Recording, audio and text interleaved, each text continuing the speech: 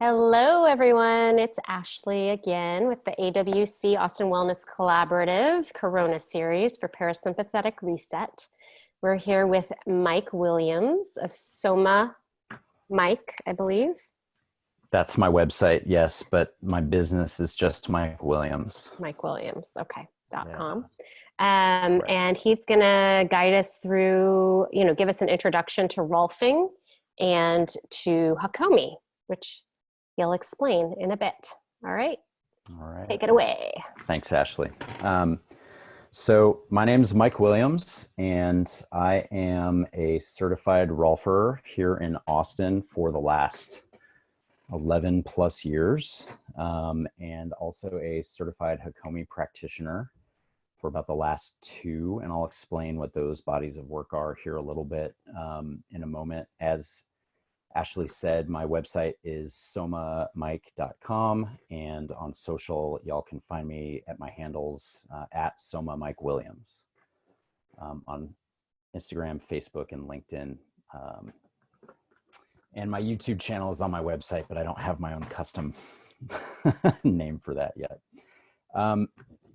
What I'd like to do, I'm going to talk about this work a little bit. I have some cognitive informational content I want to share, but I don't want to do too much there unless those of you on the call have some questions, because I think we're pretty full up in our brains. So then after I do that, we'll start moving into some more experiential, practical layers that I share with my clients a lot and have been super helpful, not just during this time, but anytime that I've found. So for the couple of you that are on the call, what I know about me is that I really thrive on interactivity.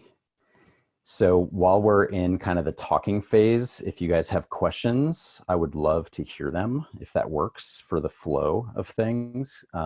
Carol, I can't see your face, but if you want to chime in with questions, I welcome those too. And then we can kind of move forward, and that just helps me know where y'all are at and how to direct things. Seem okay? Okay, I see nods. Awesome. And thumbs up. So, really quickly, Rolfing, for those of you that aren't familiar, is a system of manual therapy and movement therapy that is focused around helping people holistically balance their structural bodies, right? The myofascial network and the bones for greater organization, ease, comfort, and movement.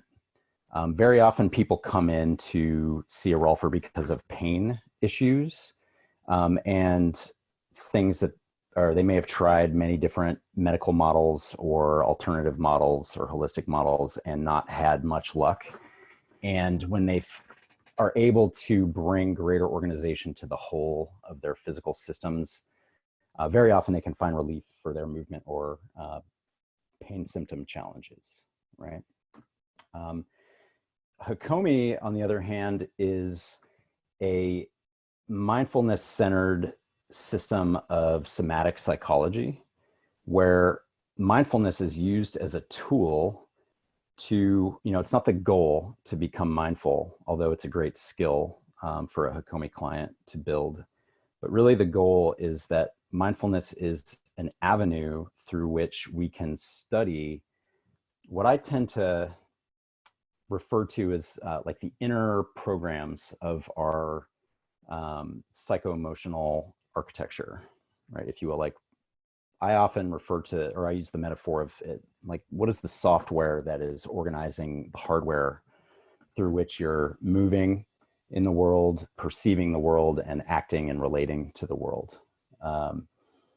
And so we use mindfulness in Hakomi to help find in the present moment what is happening in that system. Rather than studying in a cognitive layer, the story level, it's more about what's the experiential, maybe body-centric or emotional layers that might be evoked during some sort of challenging phase, right?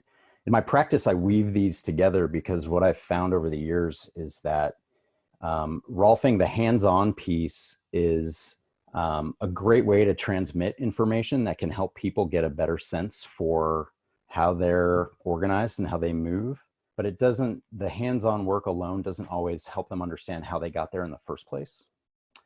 And with the mindfulness practice of Hakomi, often we're able to tap into maybe the first layer is like the layer of coordination, like how they are in their posture or how they're in their movement across the room, or sitting or standing, or, you know, basic things that sometimes create the pain that they're coming in with a challenge from.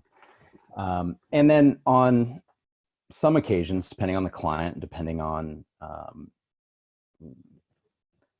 interest and availability, sometimes we deepen beyond that coordinative layer into finding more relational or existential challenges they might be dealing with. Like I tend to draw people that are having like a career challenge or like a life path challenge. And that sometimes is manifesting in physical pain. So they might come in initially for body work, trying to solve that chronic neck or shoulder pain. But what we eventually find is that their system and that software layer in there is being evoked in such a way that they're constantly doing something that is actually creating that pain. And you can mash away on that pain with some really great tools and techniques, but it doesn't necessarily help rewire that software that's in there. So I really look at the theme of my work as helping people understand like why is this going on, right? Yes, Ashley. I'm curious how you got into this line of work. That's a great question. So I'll try to be succinct. It's been a journey. So my first career was actually investment banking. And I spent, yeah, I see eyebrows. I usually get those. I spent the first 12 years of my career out of college in finance, about 8 of those in like high intensity, go investment banking, like the 90-hour work week kind of cliche, truly. And then from there, I transferred over to more like the corporate, big scale, like budgeting analysis kind of stuff. And I was really just unhappy ultimately. I got burned out super early, like at 27. I went and became a ski bum. And then I tried going back to finance and I wasn't happy. And I began seeking really a place that I could find meaning in my work as a life path. I got exposed to holistic medicine more acutely when I met my partner, now wife, who was at the time getting her master's in Chinese medicine. And that began to frame my thinking into, oh, the healing arts could be very interesting. Rolfing originally drew my attention because of the transformative potential. A lot of people go into Rolfing because it's really helped them solve a physical challenge that they've dealt with. And they just feel this compulsion to, now I have to share this with other people because it really saved me. My initial draw to it was that, wow, like this could be a life changer. If you give someone a different relationship with their physical bodies in this way, in a healing way, what is possible for their lives. And, you know, which paralleled with, I was looking for transformation personally at the time. And then, as I mentioned a little bit, or I teased, what led me from Rolfing into Hakomi was really this, you know, this question, why? Like, why do I see a client, you know, experience change on the table, experience change when they stand up and move around, and there's a visual shift in their structure and their reporting changes in their symptomology. But when I watch them walk down the hall on their way out to their car, they tend to put, not always, but could often put like the old patterns right back on. It's like the software is kicking back in. So that led me to the mindfulness based work of myself and helping others study, like, okay, what's operating all that? And that's where I'm now. All right. Yeah. So, you know, in studying that why, I was going to offer an example of, you know, I have many examples of how this is kind of woven together, but I'll offer myself as an example and share kind of like one of my little, you know, here's a little piece of vulnerability for the group. So yesterday morning at about 5:45, I was awoken with this sharp stabbing pain in my traps, like my right shoulder and back. And it's familiar, like it's something that, you know, I've known over the years, but it just kind of like woke me up really intensely. And I've studied this and I know it really well, but you know, the initial gut response for me, even knowing it well, and I think a lot of the people that I've worked with over the years, was, man, I wish I could get in right now to see my body worker or someone that could help me with this, or I need to get on a tennis ball or something.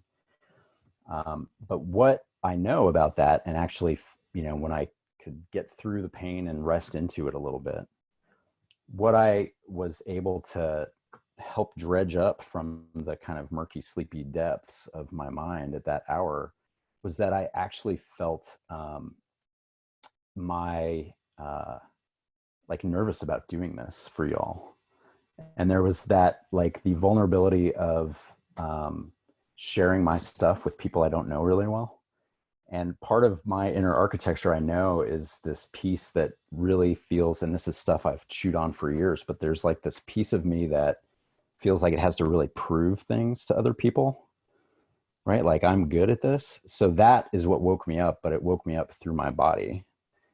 And when I was able to land in, like, I don't have to prove anything. These are friendly people that are, you know, professional colleagues in a group that I'm with, and I'm sharing this with them to be of service. That was of service to my, you know, like that emotional part of my system that was like worried, like, I hope this is good kind of thing, which then since then my body has been able to, like, oh, okay, like that pain has unraveled and I didn't need to like get in there with an elbow or a golf ball or a tennis ball.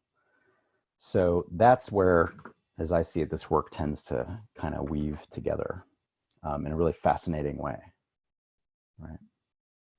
Thanks for sharing your Totally. vulnerability. Totally. We're not Yeah. going to throw tomatoes at you. I didn't think so, and I don't think they'll transmit through, but I thought it would be a good share because, you know, I think we all deal with things like that and they manifest in different ways. And, you know, I see a lot of people that somaticize these kinds of things. Absolutely. And the studying of it is, my personal opinion, is where the freedom can come in from it, and understanding what it is to unravel that. So that's an example there. So I want to pause there and just, you know, that's kind of like the mental layer stuff before we get into more experiential layers. And I just wanted to see if anyone else has questions or curiosities about me or this work. Gabby. Yeah. Yeah. Hi. I was Hi. kind of like curious into, so your patients are usually, or if you get any client referred to you, it's usually to deal with pain, with chronic pain, or anything else underlying. So yeah, good question. So I have kind of a split practice right now, and about half my clients are Rolfing clients, and the other half are in this bucket that I call mindfulness-based coaching, which is effectively just Hakomi clients. And so of the Rolfing bucket, that roughly 50%, most of the people that come through are dealing with pain challenges. There is a fun percentage that occasionally come through that are in it for the more aspirational reasons, I would say. Like, they're like, I've really heard this is cool. I'm on a self-developmental path and I really want to get in tune with my body in a different way. But they're not necessarily trying to resolve like a negative thing happening in their body, if that makes sense. The other side, the people in the Hakomi/coaching side, those are folks that are usually in a more like existential dilemma, like I mentioned, like life path, career, relational kind of stuff. And we're studying again, like, you know, how does your system organize around this thing? And there might be pain involved physically, but it's less the driver of, you know, why they came to me. Okay. And usually it's just like one-on-one, or you do like group? Well, so for the most part, it's one-on-one work. Last year, I started doing some small group work on a well, monthly, semi-frequent basis, kind of in that like fourth quarter of the year. This year I was starting to conceive of some small group work. I published a blog on the AWC site, I don't know, a month and a half ago, and it was entitled "You're Working Too Hard," and it's about these mindful movement practices, and I'm going to share some of those here. And the plan was to do some small group teaching around those, and those have obviously tabled a little in the one-on-one face-to-face version. And so there's question marks over my mind about where that goes from here. Okay. Yeah. Yeah. Thanks. Yeah, for sure. Anyone else? Okay. All right. So to segue into our practices, so the idea here in this group is to help us activate our parasympathetics and to kind of rest into the space we're in. I'm going to share. I have kind of two layers of practice that I want to bring in, and we'll see how far along we get. I tend to over prepare for these things. That's like that proving energy. So we'll see how deep we get. But what I wanted to start with is to share some mindfulness-based physical practices that I tend to teach 90% of my Rolfing clients over the course of our work. It's not like a programmatic, like, okay, you're coming in and we're going to do this. But what I've found is very often with people's physical challenges, if they can bring more awareness and create some baseline shifts in some very simple functionality and actions in their body, it actually tends to take out a major chunk of a lot of people's symptoms that I see walk in my door. So, they're not a panacea for everybody, but I thought I'd share them here a little bit for the group, and we can kind of go through them. So we'll start, and assuming comfort in your chairs, what we're going to do, I'm going to walk us through a really brief mindfulness practice just to kind of organize your awareness and thinking towards what we're doing. And then I'll talk you through 2 or 3 of these practices that I tend to share. And then I'm going to ask y'all to just be noticing, okay, what impact does this have on your system, or what are you aware of, right? Which is kind of like Hakomi language, like we're doing an experiment with posture and awareness in your bodies. And I want you to be orienting around, okay, do I notice any shift in my system? And in the spirit of Hakomi, even if you don't feel anything, that's information. So it's not a fail, right? Like if you do this practice and you're like, well, I don't really notice much. That's also good information, for you and for me and for the group, right? And these are things that I have my clients practice multiple times a day for a few moments at a time over a long period of time to help rewire their systems. So if we don't get it in one shot, that's okay. Okay, all good? Thumbs up? Okay. So first, when I do mindfulness, I like to have my eyes closed a bit or cast down. The 3 of you don't have to do that. In fact, if you want to orient to me occasionally, that's fine. But let's just take a moment, and let your awareness turn in and aim specifically at your physical self.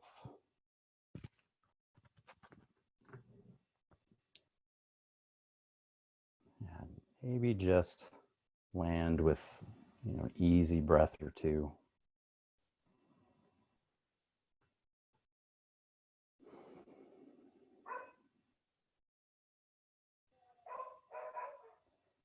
Just begin to notice things like the interaction between your body and the chair you're in or wherever you might be resting into. You don't need to do anything with it yet, just tuning in your awareness to it. You might notice your feet and the floor if that's where they are, and that contact there.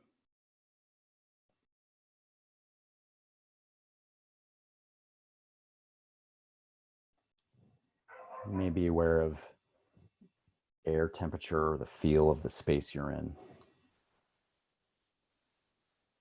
or even the contact of your clothes on your body.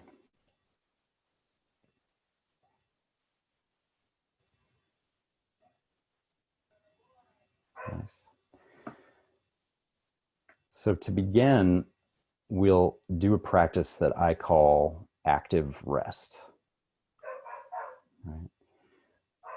So as you're turning your attention into your body and feeling the physical sensations in it, you might notice areas that are feeling easy or neutral, or you might notice areas that feel tense or achy. You might just scan gently from top to bottom and just see if you notice any areas that could relax even just like an ounce more. Like almost like your body could get 1 ounce heavier and softer.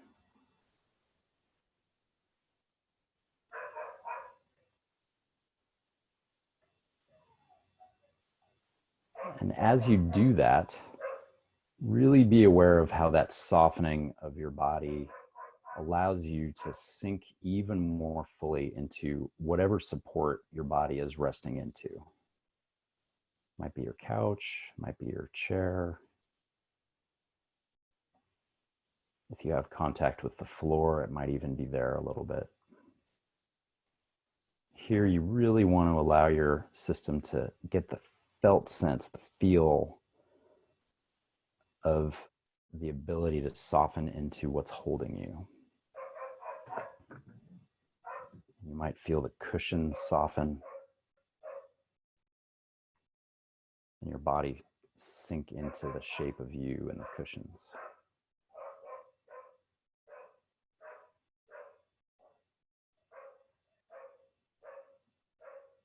It's almost like your body could ooze a little wider.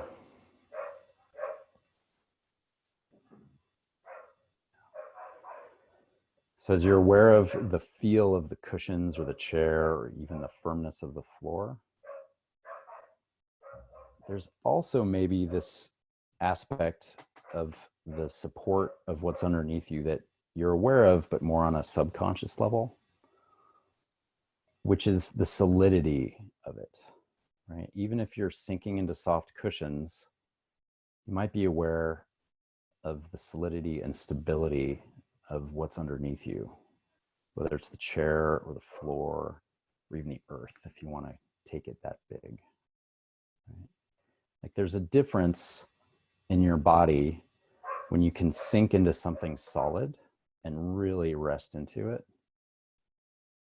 versus when you're on like a rickety old bar stool that might tip over at any moment, right? Like you don't have to hold that tension of uncertainty. So feel that solidity underneath you too.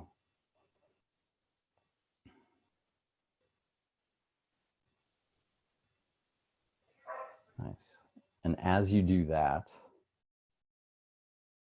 use it as a mindfulness experiment. What impact does tuning into that solidity have on your system?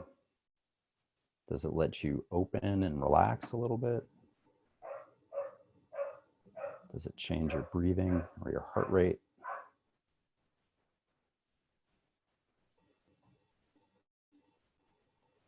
Is it neutral, like doesn't do much for you? Or perhaps is it even potentially challenging to allow your system to really melt into something like that? All of those are okay, right? That's the nature of the mindfulness experiment.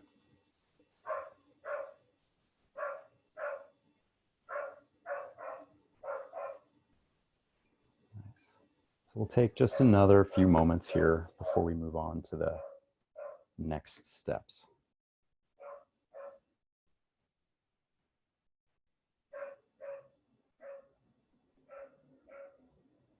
Just enjoying the active rest.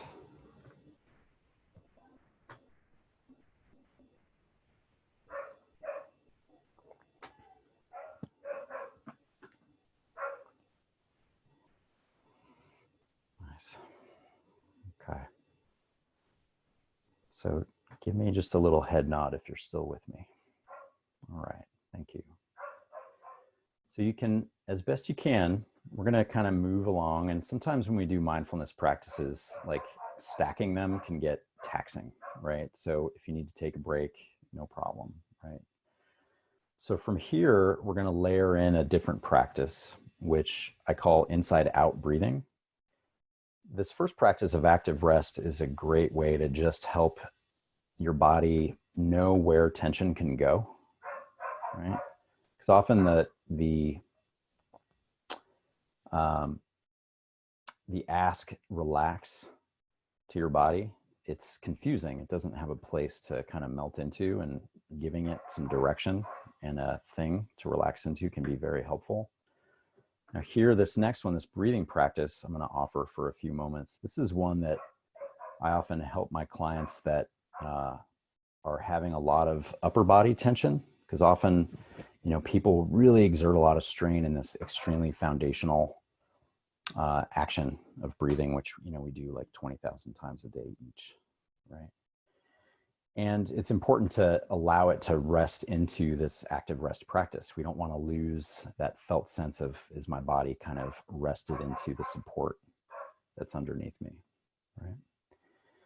So here, if you're ready, I'll just have you, you know, you can again have your awareness inside if you want, but imagine, if you will, your lungs were just balloons, right? Which they kind of are.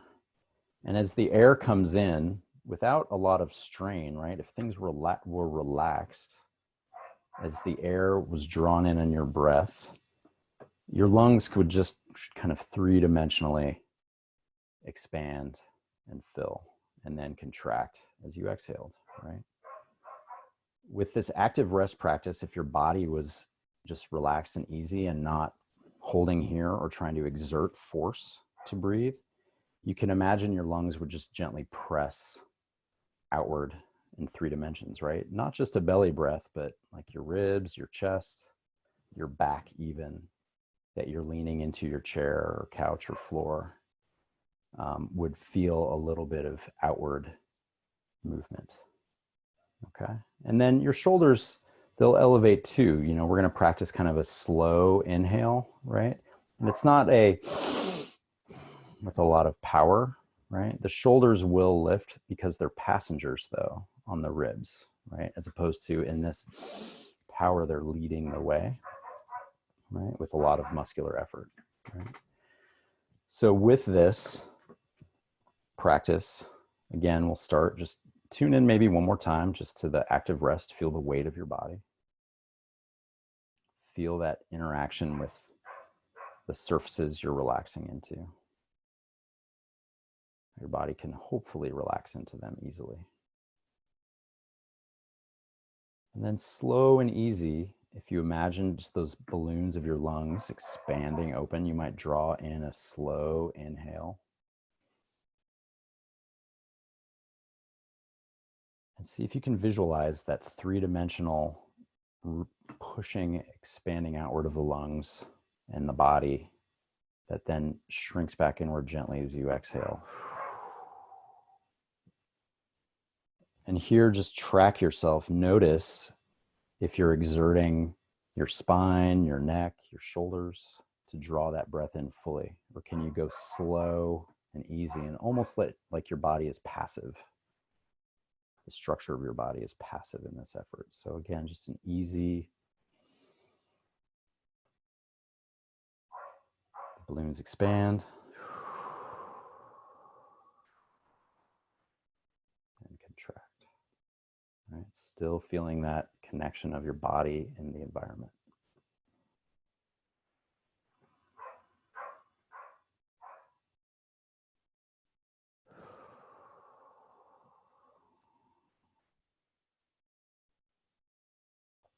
And as you do this, we'll do this for maybe another minute.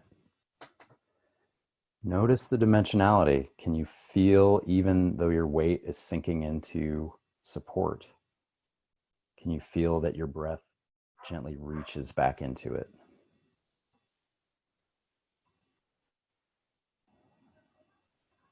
Feel that contact.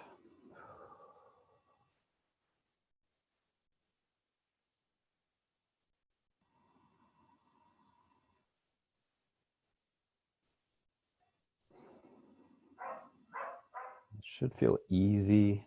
It might not be the fullest, most powerful breath, right? Like really drawing into the deepest reaches of your lungs, but it should feel like your body is easy with it.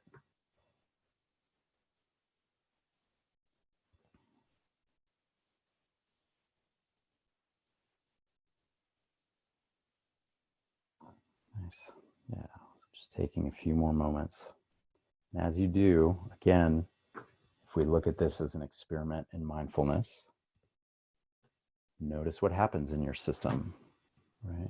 Does the body open and relax, or does it try to work? Maybe your mind even drops in and tries to figure things out.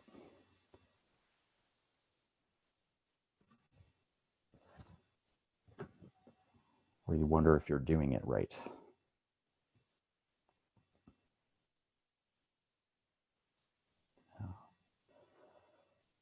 So just noticing, gathering up what you're aware of in your system from these, few practices here. And in a moment, I'm gonna ask for you to gently come out of mindfulness, real slow, let your eyes maybe peek open. And maybe we could go around and you guys could share a little bit about what you're aware of or what you've noticed in your systems through these two practices. And they don't all have to be good. Remember that. It might be like, it sucked. It was hard. Anything, right? I've noticed a sense of calm that wasn't there before. Excellent. Yeah. Yeah, good. Where do you notice that in your system? Like, how does that specifically manifest? Is it a sensation? Is it like an energy difference? Yeah, kind of all the above. I was carrying a lot in my solar plexus, like gut area. Yeah. And I was able to kind of relax a little bit more. And Excellent. then also my neck, jaw, upper shoulders. I hold a lot of tension. Yeah, those are feeling easier. Mm-hmm. Good. You have a very soothing voice. Lots of practice. Gabby or Carol, how about you? Yeah, in the beginning, I felt like it was kind of hard. Like I felt more tension and I felt like even my breathing was more labored. Yeah. Even like I was trying to like catch a breath. I know I've been kind of like more into probably more stress and anxious since this morning, with everything, of course, going on. Yeah. And then at the second part, whenever I was concentrating more with the inhale and then with the exhale, it became more soothing and much more like in harmony. Nice. And of course more relaxed. So that did help, and not too much pressure like I was feeling in my chest in the beginning. Yeah. Good. Thank you. Carol, do you want to add anything? I'll have to agree with both ladies. I haven't experienced stomach issues in very, very, very long time. And probably about 2 hours ago, I had a sudden tightness in my solar plexus. And so this was perfect timing because I could definitely feel everything relax. My brain got very quiet, stopped overthinking, really helped. Excellent. I do a lot of deep breathing exercises, but it was really nice to have somebody guide this. And you do have a very soothing manner. Appreciate Good. it. You're welcome. Thank you. So there's, I think amongst this community, I'm sure breath work is nothing new, right? And so, tapping into any type of breathing practice can absolutely be soothing. The thing that I want to add from just like a cognitive layer, the first practice of the active rest, really getting that felt sense of letting your body physically feel something. You can't see my chair, but I'm like patting this thing, feel that solidity at like a really deep reptilian level. That felt sense, that subcognitive layer wants to know, like, is the thing I'm on solid? right? And often when we're really tuned up and there's a lot of stuff in the field like there is now, right? Like the bodies will kind of course, do this. And like Ashley, you said, like the neck and shoulder tension. I think a lot of us that are doers tend to get hung up here. But that creating of a mindful, connected relationship to like the thing that you're relaxing into can really help your nervous system just go, oh, okay, like right in this moment, I can orient and I can feel a layer at least of solidity and certainty, right? And I see a lot of clients, they come in with, circling back to the client kind of question or the pain questions, they're wrapping tension up in their bodies because they might be trying to avoid hurting themselves more, like if they have an old injury or something. And so, it's very tense, or they're just living a high intensity life that's created that up here, and that relationship with the environment, like, okay, for just this few moments, I can be held, right? It can be really, really soothing to, the nervous system, of course, but also like the physical structural body, right? Any questions about that? Okay. You guys up for a little more? Okay. So we'll do one more practice. And what I'd like to do is actually shift this into a little more Hakomi-ish type practice, right? So we're going to use the same starting point, but then what we're going to do is I'm going to have y'all participate in a mindfulness experiment where I say something. And what I want you to track in your system is, oh, okay, so what's the impact of hearing these words, right?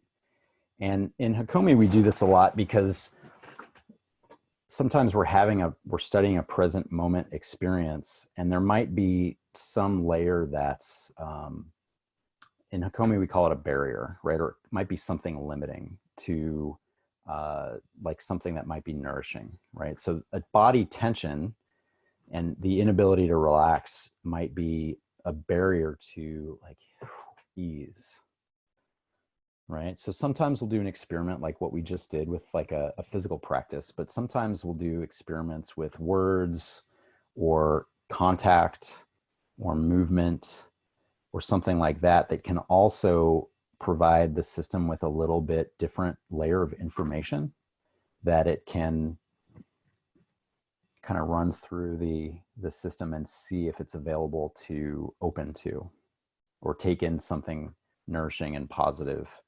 Or, as I said, sometimes we find these places that are like, nope, can't do it, right? Again, still information. So we're going to kind of shift gears to something a little different if you guys are up for that. Okay. Any questions to get oriented to that before we go? I do just want to be cognizant of time. Just tell me where we're at. 5:45. So yeah. Okay. So maybe we're coming up against that. That might be a little, no, that's okay. Like I'm appreciating that you're watching that because I tend to not. So that's good structure. Mm-hmm. So then maybe we'll shift gears and not do that because that might be a little extra. Let's see. Well, so then help me know what feels like a good use for the rest of our time. Would some open Q&A? Yeah, if anyone has questions, or if you could maybe shorten it to like a quick, I don't know. I think, well, let's try it. Yeah. If we do it in like 5 minutes, we have like 15 minutes. Okay. Sounds good. Let's try it. So we won't go as long and it'll be a simple one. And then I'll ask for y'all's feedback again, like, hey, what did you notice? Okay. So let's start again. You might turn your awareness in, and let's start with that very first practice again of active rest, right? And just again, reestablish that awareness of that relationship between your body and the thing it's resting into, or the things it's resting into. And just notice what that's like for a moment in your system. Notice your physical body, what you're aware of. Notice your mind, what might be going through your mind, thoughts, images, ideas. There might be flavors of emotion in a system, whether it's ease and contentment or sadness, stress, worry, agitation.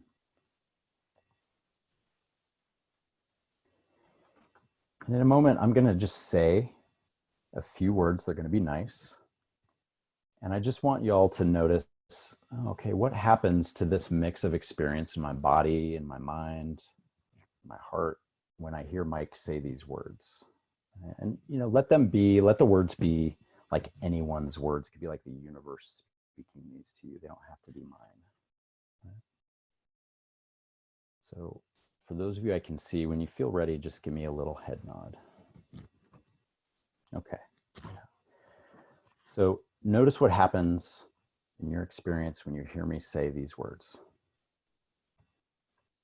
Your chair can fully support you right now.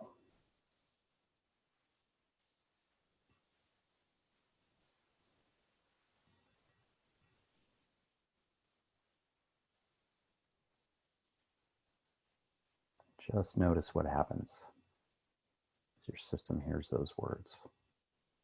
And we'll take a moment so it can fill out.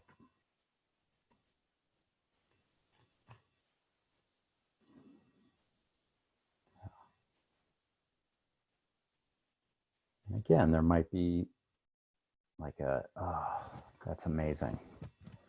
Or there might be just kind of a neutral, like, oh, yeah, okay. Or there might be abject resistance, like, no, it can't. Or that's ridiculous. Like all of it, again, this just gives us information about that inner software that we spoke about at the beginning. And if any of you are ready to share what you noticed, chime in. Even if it was neutral, right? It's just more of a softening into the chair. Nice. Okay. So like an agreement of like, yeah. Yeah.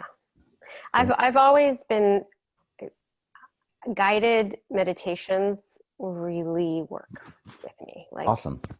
I am able to just like relax more for some reason. Awesome. Yeah. So that experiment was something that like synced up well with what works for you previously. Mm-hmm. So it kind of helped you open or relax a little more, as opposed to being like something challenging for your system to take in.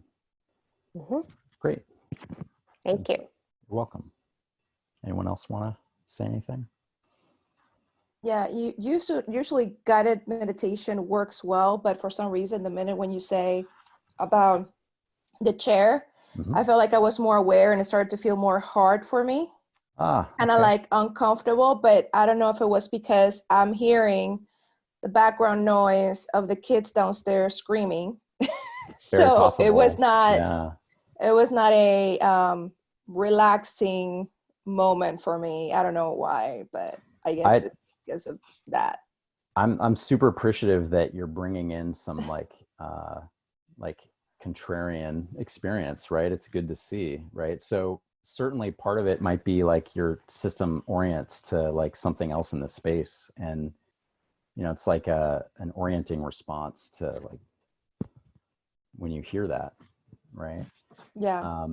And sure, and or it could have been the words, or even the idea. So in a Hakomi session, or in a I guess a more mindfully oriented Rolfing session, that would be the next layer of study. Like, like what's that piece that gets stuck right there for you? And just getting to know that would be the next step, versus like, oh, we did it wrong and we got to solve it. Right. Okay. So I look at it as, it was an experiment and we got information from it. Yeah. Carol, do you want to add anything? Okay. So that's kind of the end of the experiential piece. Hopefully that was informative and interesting. And, you know, I'm curious just how everybody's system's feeling now in general. And then I'm here for questions or curiosities. It was great. Thank you so much. Pleasure. Yeah. Thank I'm you. feeling much more relaxed. Good, good. So feel free to take those practices out there with you, right? I will. Make use of them. Awesome. Yeah. Anyone have any questions or thoughts? Well, So go ahead. Go ahead. Yeah, I was kind of like curious, whenever you're like with a client, do you have a particular guide of questionnaire that you go through, like some sort of system, or just kind of comes anything that comes to you when you're dealing with somebody in particular? Yeah, so that's a really good question, because, you know, Rolfing as a body of work, the way I describe it often is it's pretty top down, meaning like as the practitioner, I'm seeing these things and they should shift in this way, right? And so, you know, if someone can come in and receive body work and you're assessing where are aspects of their structure that are out of balance, could use better expression and movement, are limited, and how can we help those, right? So there's kind of a little bit more of a quantitative type assessment there. Hakomi is interesting because it's very client-led. It's about like, what's the internal experience happening that you're tracking right now, or we're tracking together, and how does that inform us about your system, and where does that lead us? So it's a little, you know, I look at that as a little more bottoms up. So where I tend to meet people, you know, I meet people for the first time, depending on if they're coming in for coaching or body work. Like, let's start with like what's presenting right here. And, you know, I have maps from Rolfing that I use, kind of mental maps from Hakomi I use. And I'm really trying to find the best trailhead that addresses what they are needing. So if there's someone who's coming in with physical pain, for instance, we're going to lean more towards Rolfing and a little more practitioner-led approach. Like, oh, I'm seeing this thing needs to shift in your structure so that you can get greater freedom at your neck or shoulders or hips or wherever it might be that the challenging place is. But then I'm usually casting about for clues around the other stuff. I'm tracking, you know, what challenges do they mention? What do they bring in? What's their response to the work? And how can that organically inform where we go, if that makes sense? So I try to put bumpers on it, but it does have an organic flow versus like, here's the protocol kind of thing. Okay. Does that get to the question? Yeah. I was just kind of curious how you actually did, if you were following something particular, but I guess it always depends on who you're dealing with or who are you seeing. Absolutely. You know, like Rolfing provides, there's this thing that a lot of people have heard about called the 10 series. And that's like a 10 session protocol that all Rolfers learn. And I look at that, the metaphor I use for that is like, that's like the, when you're practicing your scales in music, it's like the thing that's always there that you can fall back on if things get a little like unknown. And then, you know, can you then play music a little bit on top of that is the way I like to look at it. But having that ground of here's the direction we're heading. And Hakomi has that too, but it just is a little more, as I said, client-led than like there's this 10 series and that's the protocol. Okay. Yeah. Cool. Well, thank you so much, Mike. This was amazing. And my parasympathetic system is definitely more activated. Just a reminder for where people can find you, mikewilliams.com. No, Soma Mike. That's okay. Soma Mike. I'll say it. Soma Mike, SOMA Mike.com, or on Instagram, LinkedIn, Facebook at Soma Mike Williams. Gotcha. Okay. Yeah. Awesome. Well, we'll get this up on the YouTube channel and hopefully, you know, who knows? well, you'll activate more parasympathetic nervous systems. I hope so. Feel free to reach out, anyone with questions anytime. I love talking about this stuff. Awesome. Thanks so much. Awesome. Great. You're Thanks, welcome. Mike. Thank you guys. Okay. Take care. All right. Have a great night. You too. You too. Bye-bye. Bye. Cheers.